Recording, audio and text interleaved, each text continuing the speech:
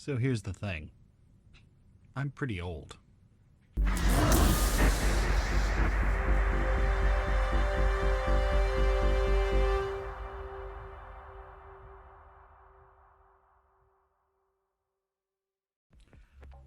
I'm old. Well, I'm not old, but I'm not exactly young. I'm probably in one of that first generations of bedroom producers, so I'm going to be in this vanguard of folks who do this sort of thing and then crash headlong into middle age. And it's different.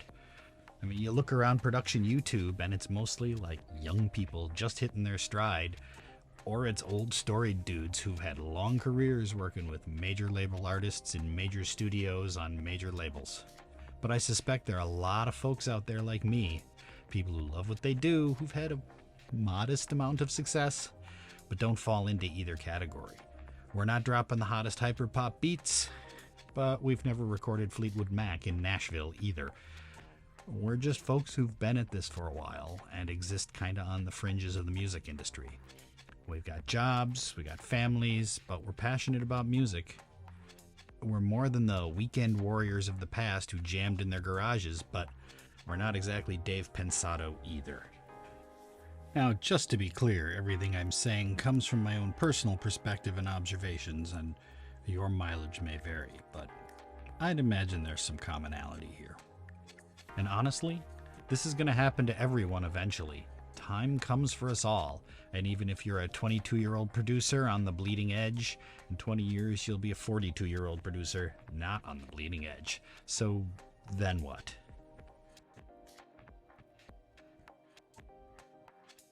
A friend of mine and I were talking a few months back.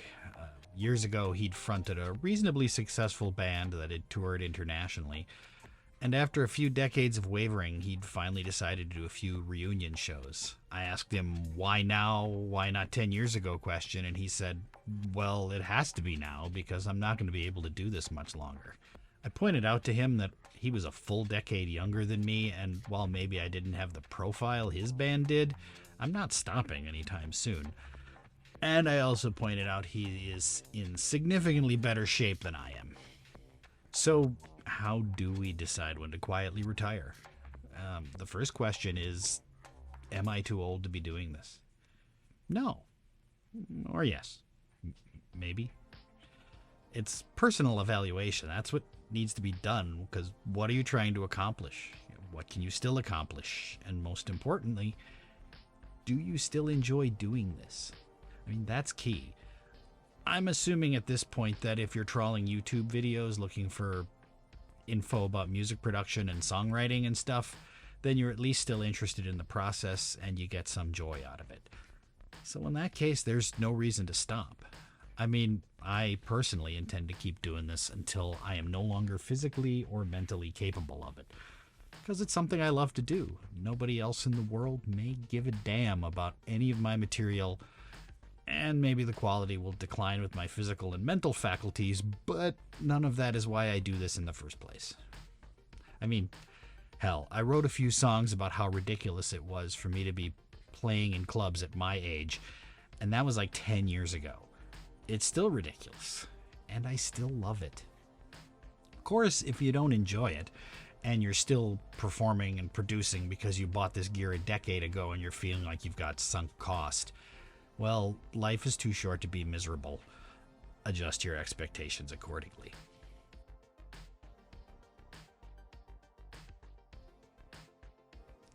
The unpleasant truth of music is that it favors youth. A lot. There are plenty of older folks behind the scenes and the business part of things, and admittedly, there's a bit of a niche in dance music for the smash hit artist. I mean, David Guetta is older than me, for God's sake.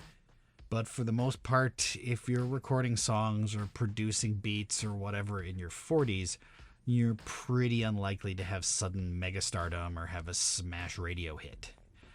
Which hardly seems fair, honestly, because in the intervening few years between charismatic 20-something rock god and tired middle-aged basement producer, you do learn an awful lot about what makes a good song. I wrote some of my best material after the age 40, and I'm improving my production skills daily, so, you know. But I'm realistic. The goals I had when I was 20 when I started my bands are not the goals I have now. Back then, I was hoping I could be world famous, tour, and live off residuals for the rest of my days. Now I really just want to keep releasing records, play some fun shows, and write the kind of songs I enjoy. This isn't to say give up on your dreams or anything like that. How much did they first pay you to give up on your dreams? But just don't beat yourself up if they become more remote. Work on what makes you happy on your own terms. Maybe that continues to be international megastardom. Maybe that means just booking a few shows a year. Maybe that means just learning new production stuff. That's something for you to decide. And frankly, it can be kind of liberating. When I said I started writing my best work in my 40s, that was no coincidence. That was shortly after I had basically said, screw it, I'm not going to be a rock star, and stopped trying to please anyone but myself. It's no small irony that all the stuff I did just for fun after that ended up being what people really vibed with. Who knew? The other thing to note is that being a minor league rock star doesn't exactly come with a benefits plan, a health plan, retirement. I would suggest formulating a plan B while you still can. If these dreams don't pan out, you're going to need a plan B fast.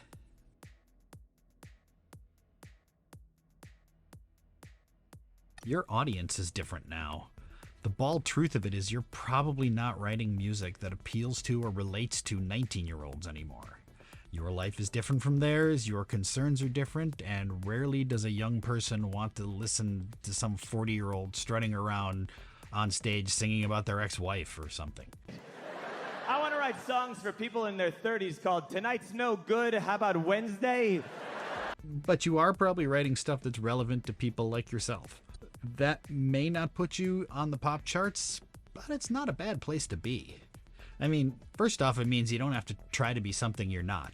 It's pretty cringy to have some middle-aged guy writing songs to relate to someone who's still in college. Okay, sure, that's like every songwriter behind the pop charts, but that's still a rarefied thing. Max Martin is his own thing, and it's weird, and I'm not going there. Second, it means that your audience is going to have different issues when it comes to consuming your music. I mean, going out to a show means finding a sitter for the kids and still being able to make it into work the next day. So you need to plan appropriately. If you're playing a Wednesday night show and you don't go on till 11:30 p.m., don't expect a lot of people to be there. I learned that the hard way.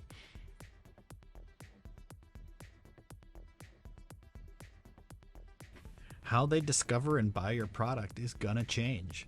They might prefer physical product or downloads instead of streams. They might only actually buy vinyl or CDs. They may not buy much at all. They may learn about you from Facebook, but not Instagram. They may not be using TikTok. This is going to vary from audience to audience and genre to genre, but it's likely not going to reflect overarching industry trends, so you're going to have to do some research.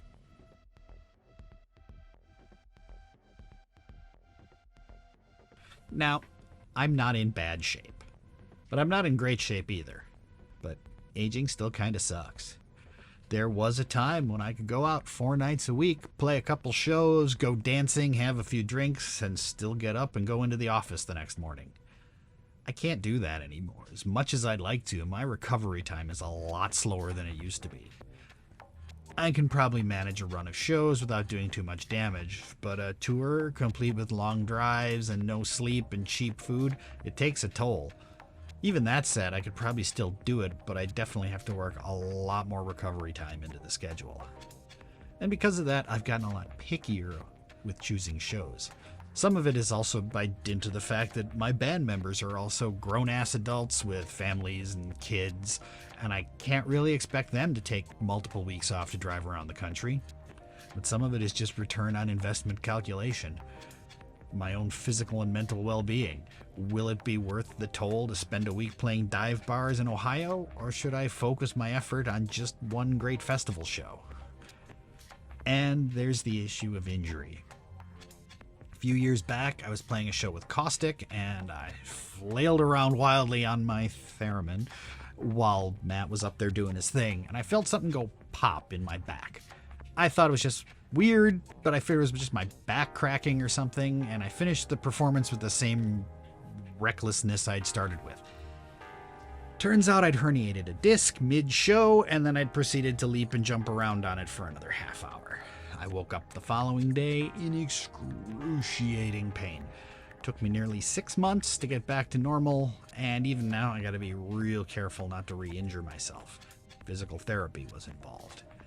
Now, sure, this can happen at any age, but the older you get, the more likely it is.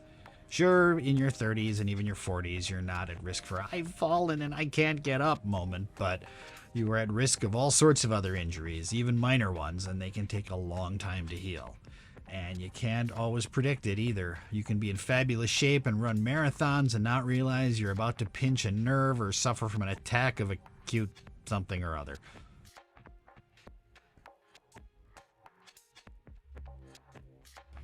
This one is tricky. Hearing gets funky the older we get, and frankly, most of us in Gen X and elder millennialism weren't great about using sufficient hearing protection when we were younger. So when you're my age, your hearing doesn't recover well, and the damage is likely permanent.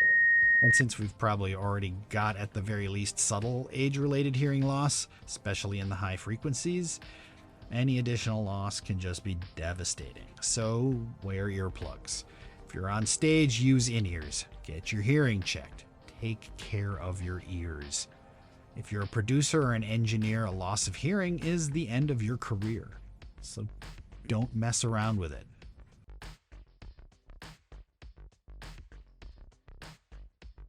So what does it all mean? This is a really good frickin' question. We're really in uncharted territory here. Like, for ages, we've had, dad rock garage bands and weekend warriors and old guys jamming out blues rock at the county fair, but now we've got whole new economies of scale.